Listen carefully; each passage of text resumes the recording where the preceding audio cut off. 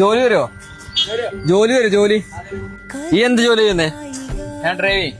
Okay, എനിക്ക് ആ ജോലി തന്നാ മതി. എങ്ങനെ തരും? ഓടിക്കോ. വീട് മലപ്പുറം. അതുപോലെ ഞാൻ ജസ്റ്റ് സാധനം വാങ്ങാൻ നിർത്തിട്ട് വെച്ചാ അപ്പൊ കസ്റ്റമർ അടിപൊളിയായിട്ട് നിർത്താൻ പറഞ്ഞു. ഞാൻ അടിച്ചോ? ഈ അടിച്ചോ? ഇല്ല, കുടിക്കണം. അവരെ ഡ്രോപ്പ് ചെയ്തോ? നിന്നെ കാത്തിക്ക. ഓക്കെ, പെട്ടെന്ന് ഓട്ടാ. ഓക്കെ. ഉണ്ടാവോ? ഇവിടെ വെയിറ്റ് ചെയ്യാം, നിന്നെ വെയിറ്റ് ചെയ്യാം. ഇവിടെ ജീവിക്കാനുള്ള ഫണ്ട് ദൈവം ഉണ്ടാക്ക. ഈ ഓട്ടോ റെന്റാ? അല്ല, ഞാൻ റെന്റ് ചെയ്യുന്നു. ഞാൻ വാങ്ങി കഷ്ടപ്പെട്ട് വാങ്ങിച്ചു. അല്ല, അടവുണ്ട്. ഓട്ടോ ഓടിയാ നേരെ പിന്നെ ഹോസ്റ്റലിൽ പോകും. രാവിലെ വെച്ച് കുറച്ചു നേരം ഓടും, പിന്നെ കോളേജ് പോകും, പിന്നെ വീണ്ടും ഈവനിങ് ഇറങ്ങും. ഞാൻ ഓടിയ പൈസ എന്ത് ചെയ്യണ്ടേ? നിങ്ങളോട് പൈസ നിങ്ങൾക്ക് എടുത്തോളെ. നിങ്ങളെ പൈസല്ലേ മറക്കണ്ട പ്രോഫിറ്റ്. അങ്ങനെ പ്രോഫിറ്റ് ഉണ്ടായിട്ട് ഇപ്പൊ ജസ്റ്റ് കണ്ടേക്കനെ നിർത്തി വണ്ടി ഓടിക്കാൻ കൂട്ടുമെന്ന് ചോദിച്ചപ്പോ വണ്ടിന്റെ അടുത്ത് ഓടിക്കോന്ന് പറഞ്ഞാൽ ഞാൻ അവിടെ എറണാകുളം മഹാരാഷ്ട്രയിൽ പഠിക്കുക. ഇപ്പോ second year BA philosophy second year. Part time ആയിട്ട് ഓട്ടോ ഓടുക. വീട്ടിൽ ഉപ്പ, അമ്മ, കാക്ക, ഞാന്, അനിയൻ മരിച്ച് സൂസൈഡ്. ഓട്ടോ ഡ്രൈവർ ആയിരിക്കുന്നു. അഫ്നാൻ നേരെ കസ്റ്റമർ ആയിരിക്കുന്നു. ഇങ്ങനെ ഓടുന്നതിൽ എനിക്ക് ഭയങ്കര സന്തോഷം കേട്ടോ. കാരണം വീട്ടുകാരെ ബുദ്ധിമുട്ടിക്കണ്ടല്ലോ. അല്ല, വീട്ടിൽ നിന്ന് ആദ്യം 5 പൈസ വാങ്ങല്ല. തരാത്തോണ്ടല്ല, ഞാൻ വാങ്ങാത്തോണ്ടോ. അടുത്തത് എങ്ങോട്ടാ പോണ്ടേ? അടുത്ത പള്ളിണ്ടോ? പള്ളി നിസ്കരിക്കണോ? എന്ന് ചെയ്യണ. ഒന്ന് കുറച്ച് ലേറ്റ് ആയി. അനിയൻ മരിച്ച് 2 മാസമായിട്ടുള്ളൂ. അവന്റെ ബുദ്ധി കുറവുണ്ടോ ചെയ്താണ്. ഓന് വേണ്ടി എന്ന് ഞാൻ നിസ്കരിക്കലുണ്ട്. ഇന്ന് കുറച്ച് ലേറ്റ് ആയി. പള്ളി പോയി നിസ്കരിക്കണം, പ്രാർത്ഥിക്കണം. 10ാം ക്ലാസ് തോറ്റേന്റെ ആ നമ്മളാരും ഒന്നും പറഞ്ഞില്ല. പക്ഷേ ഭയങ്കര ബാഡായി പോയി. വീട്ടിൽ ഉമ്മ ഉണ്ടായിരുന്നു. ഉമ്മനെ പറ്റിച്ചു പോയാണ്. ഒരു സബ്ജക്റ്റ് പോയി. പിറ്റേന്ന് പകലാണ് സംഭവം. ഉമ്മ ഫ്ലോർ തുടച്ചുകൊണ്ടിരിക്കുന്ന സമയത്ത് ഓൻ ബാത്റൂമിൽ പോയിട്ട് സൂസൈഡ് ചെയ്താ. ഓന് കയറെടുത്താ. അവന്റെ അറിവില്ലാമയോണ്ട് ചെയ്താണ്. ആ സമയത്ത് 10th ആണ് ഏറ്റവും വലുത് എന്നുള്ള സ്കൂളിലൊക്കെ പറഞ്ഞ് പഠിപ്പിച്ചു തരും. പക്ഷെ അതല്ല വലിയ മൈൽസ്റ്റോൺ എന്ന് ആദ്യം മനസ്സിലാക്കുക. ഇൻവിജിലേറ്റേഴ്സിനോടും പേപ്പർ നോക്കുന്ന കുറച്ച് ആൾക്കാരോട് പറയാളേ, ഓനാകെ 1-2 മാർക്കിനെ പോയിട്ടുള്ളൂ.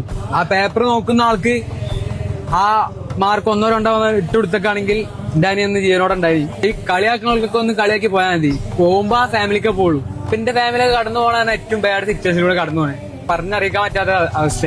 വീട്ടിൽ വിളിക്കാൻ പറ്റൂല. ആകെ ബാഡാണ്. ഈവനിങ് ആകെ 2-3 ട്രിപ്പ് എടുത്ത് പോയി നിങ്ങളെ കണ്ട് കുറച്ച് നിങ്ങളപ്പോ നിൽക്കാൻ പറ്റിയത് സന്തോഷം. 2 ദിവസത്തെ ശമ്പളം 2000 പ്ലസ് ഒരു 2 മണിക്കൂറിന്റെ ഓട്ടോ ചാർജ് 600 അല്ല പറഞ്ഞേ. അപ്പൊ 2600.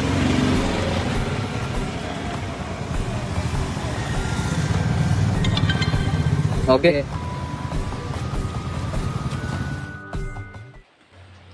പ്രിയപ്പെട്ട ഉബൈദക്ക, ഒരുപാട് സ്നേഹമുണ്ട്. ഒരുപാട് അഭിനന്ദനങ്ങൾക്ക് നിങ്ങൾക്ക് നേരുകയാണ് നിങ്ങളുടെ ഈ പ്രവർത്തനങ്ങൾ. നിങ്ങളുടെ ഈ പ്രവർത്തനങ്ങൾ കാണുമ്പോൾ മനസ്സിൻ്റെ ഉള്ളിൽ വല്ലാത്തൊരു സന്തോഷമുണ്ട്. അതെന്തായെന്നറിയുമോ? എന്നെക്കൊണ്ട് ചെയ്യാൻ കഴിയാത്ത എത്രയോ നല്ല പ്രവർത്തനങ്ങൾ നിങ്ങളെ കൊണ്ട് ചെയ്യാൻ കഴിയുന്നുണ്ടല്ലോ. നിങ്ങളുടെ ചെറിയ സഹായങ്ങൾ കൊണ്ടെങ്കിലും പാവപ്പെട്ട എത്രയോ നല്ല മനുഷ്യർ സന്തോഷിക്കുന്നുണ്ടല്ലോ. ആ ഒരു വലിയ സന്തോഷം മനസ്സിൻ്റെ അകത്ത് വല്ലാതെ പൊക്കുന്നുണ്ട്. എന്നാൽ എനിക്ക് നിങ്ങളോട് പറയാനുള്ളത്, ചിലപ്പോൾ നിങ്ങളുടെ ഈ പ്രവർത്തനങ്ങൾ കാണുമ്പോൾ എല്ലാവർക്കും ഒന്ന് പറ്റിക്കൊള്ളണമെന്നില്ല, എല്ലാവരും ഒന്ന് സപ്പോർട്ട് ചെയ്തുകൊള്ളണമെന്നില്ല. പലരും നിങ്ങളെ കുറ്റപ്പെടുത്തും, പലരും നിങ്ങളെ സങ്കടപ്പെടുത്തും, നിങ്ങളെ തരം താഴ്ത്താൻ പലരും നിങ്ങൾക്ക് കച്ച കയറി വരും. പക്ഷേ നിങ്ങൾ തളരാൻ പാടില്ല. നിങ്ങൾ ഒരിക്കലും തളരാൻ പാടില്ല. നിങ്ങൾ നല്ല ബലത്തോടെ, നല്ല ശക്തിയോടെ നിങ്ങൾ മുന്നോട്ട് നീങ്ങണം. നിങ്ങളെ തളർത്താൻ വരുന്നവരോട് നിങ്ങൾ വിജയിച്ചു കാണിച്ചു കൊടുക്കണം. ഒരാളെ വാക്ക് കേട്ടിട്ടും ഈ പ്രവൃത്തി നിങ്ങൾ നിർത്തിപ്പോകരുത് കേട്ടോ. നിങ്ങൾക്ക് ഏറ്റവും നല്ല പ്രവൃത്തി ഇതാണ്.